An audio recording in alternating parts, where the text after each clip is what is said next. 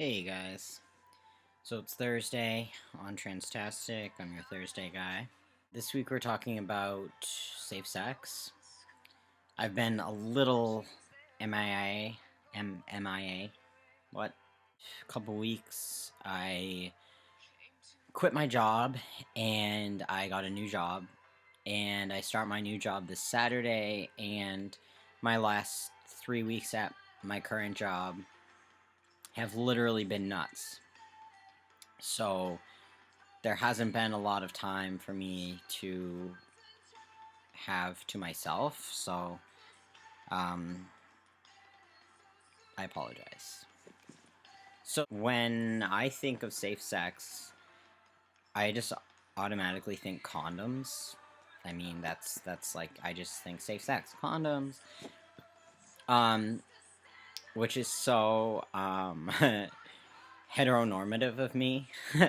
Not everyone is having sex with someone who needs to use a condom for whatever they've got going on down there. So I'm gonna talk about protection and everything, but I also want to start by saying that safe sex doesn't only have to do with protection, it also has to do with consent, and it has to do with being open and honest with your partner or whoever you're having sex with.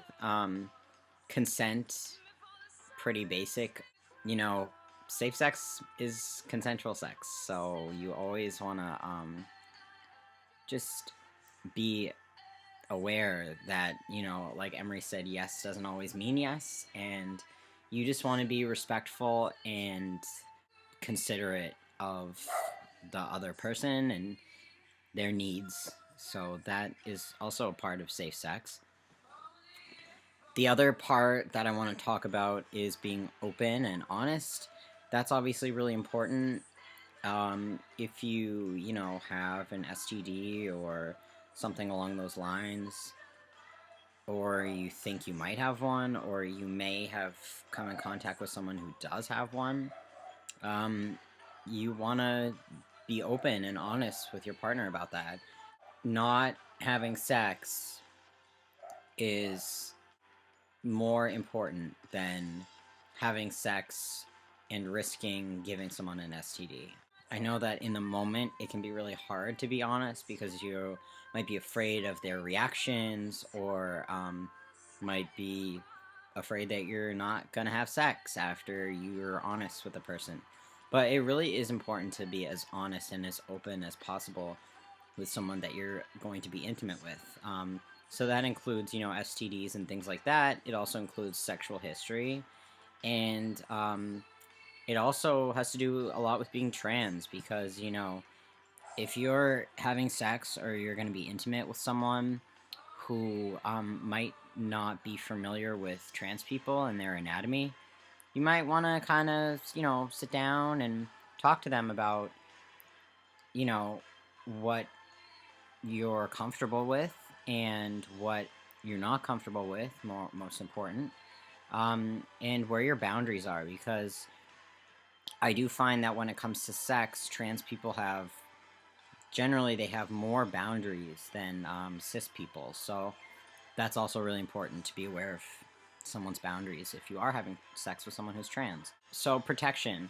There's not a lot of resources on protected sex for trans people, unfortunately. Or I haven't found a lot, anyway. I mean, there are obviously condoms. If you're having sex with someone who needs to use a condom, use a condom.